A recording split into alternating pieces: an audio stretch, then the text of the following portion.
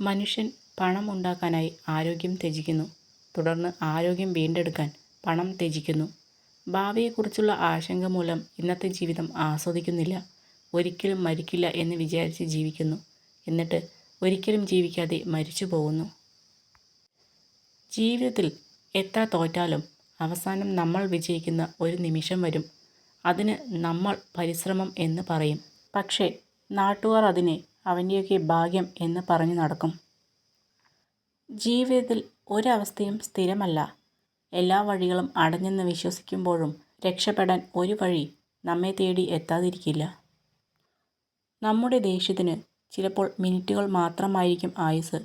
പക്ഷേ ദേഷ്യത്തിൽ പറയുന്ന വാക്കുകൾ, ചെയ്യുന്ന അബദ്ധങ്ങൾ, എടുക്കുന്ന തീരുമാനങ്ങൾ, ഇതിനൊക്കെ ഒരു ആയുസിൻ്റെ വലിപ്പം ഉണ്ടായെന്ന് വരാം.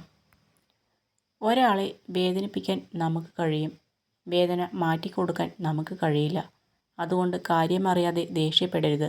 വാക്കുകൾ കൊണ്ട് ആരെയും വേദനിപ്പിക്കരുത്. ചിന്തിക്കുന്നത് എല്ലാം പറയരുത്. എന്നാൽ പറയുന്നതെല്ലാം ചിന്തിച്ചുകൊണ്ടാവണം. ആളുകൾ നിങ്ങളെ നിസ്സാരമായി കാണുന്നതിൻ്റെ ഒരേ ഒരു കാരണം അവർ എങ്ങനെ പെരുമാറിയാലും നിങ്ങൾ അവരുടെ കൂടെ കാണും എന്ന തോന്നലിലാണ്. അത് വെറും തോന്നൽ മാത്രമാണെന്ന് അവരെ ബോധ്യപ്പെടുത്തിയാൽ അവർ തനിയെ നിങ്ങളുടെ പുറകെ വരും. നമ്മൾ ജീവിക്കേണ്ടത് നമ്മുടെ ആഗ്രഹങ്ങൾക്കനുസരിച്ചാണ്. നമുക്കുള്ള സമയം പരിമിതമാണ്.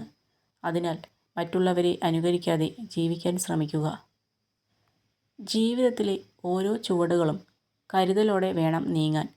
പിന്നിൽ നിന്നും തള്ളിയിടാൻ അവസരം നോക്കി നിൽക്കുന്നവർ നമുക്ക് ചുറ്റിലുമുണ്ട്. ചിലപ്പോൾ നമുക്ക് ഏറ്റവും വിശ്വാസമുള്ളവർ തന്നെ ആയിരിക്കും മുന്നിലുണ്ടാവുക. നമുക്ക് ആരുമില്ല എന്നോർത്ത് ദുഃഖിക്കുന്നതിലും നല്ലത് നമ്മൾ ആർക്കും ഭാരമാകുന്നില്ല എന്നോർത്ത് സന്തോഷിക്കുന്നതല്ലേ. മറ്റുള്ളവർ എന്ത് പറഞ്ഞാലും നമുക്ക് ശരിയെന്ന് തോന്നുന്നത് മാത്രം ചെയ്യുക. കാരണം അനന്തരഫലങ്ങൾ നേരിടേണ്ടതും നമ്മൾ തന്നെയാണ്. അപവാദങ്ങളെ ഒരിക്കലും ഭയക്കരുത്. നമ്മളെ അതുകൊണ്ടൊന്നും തകർക്കാൻ കഴിയില്ല എന്ന് മനസ്സിലാകുമ്പോൾ ഇറങ്ങിത്തിരിച്ചവർ നിശബ്ദരാകും. സ്വയം തോൽക്കാതിരുന്നാൽ മതി. നല്ല സ്വഭാവത്തിന് സൗന്ദര്യത്തിൻ്റെ അഭാവം നികത്താൻ കഴിയും. എന്നാൽ സൗന്ദര്യത്തിന് ഒരിക്കലും നല്ല സ്വഭാവത്തിന് പകരം വയ്ക്കാൻ കഴിയില്ല. ആരുടെയെങ്കിലും ദാരിദ്ര്യം കാരണം ബന്ധങ്ങൾ തകർക്കരുത്. കാരണം പണക്കാരുടെ വീട്ടിൽ കിട്ടാത്ത ബഹുമാനം പാവപ്പെട്ടവൻ്റെ വീട്ടിൽ കിട്ടും. ചിലർ പുറം ചട്ട നോക്കി വിലയിരുത്തും. ചിലർ ആമുഖം നോക്കി വിലയിരുത്തും. എന്നാൽ ചുരുക്കം ചിലർ മാത്രം നമ്മൾ എന്ന പുസ്തകത്തെ പൂർണ്ണമായും വായിച്ച് മനസ്സിലാക്കും. അവർ എന്നും കൂടെയുണ്ടാകും. നമ്മളെ തനിച്ചാക്കില്ല. ഒരു പരിധിക്കപ്പുറം ആരുടെയും കാര്യത്തിൽ അധികം ഇടപെടാതെ സ്വന്തം കാര്യം നോക്കി ജീവിക്കുക. അവിടെ മനസ്സമാധാനമെങ്കിലും ഉണ്ടാകും. ഇല്ലെങ്കിൽ ഇന്ന് നമ്മളെ ചേർത്ത് നിർത്തിയവർ തന്നെ നാളെ തള്ളിപ്പറയുന്ന സമയം വിദൂരമല്ല. എല്ലാം ഉള്ളപ്പോൾ കൂടെ നിൽക്കുന്നവരെയല്ല, ഒന്നുമില്ലായ്മയിൽ ചേർത്ത് പിടിക്കുന്നവരോടാണ് കൂട്ടുകൂടേണ്ടതും കൂടെ നിർത്തേണ്ടതും. കാരണം ഏതവസ്ഥയിലും കൂടെ നിൽക്കുമെന്ന് ഉറപ്പുള്ളത് അവർ മാത്രമായിരിക്കും. നടന്നു കയറുന്ന പടികളിൽ ഒരാളുടെയും കണ്ണുനീർ ഇല്ല എന്ന് ഉറപ്പുവരുത്തണം. ഉയരങ്ങൾ കീഴടക്കുമ്പോൾ പിന്നിൽ ഒരാളുടെയും നെഞ്ചുപൊള്ളിയ ശാപമില്ലെന്നും ഉറപ്പുവരുത്തണം. അല്ലാത്തതൊന്നും നിലനിൽക്കില്ല.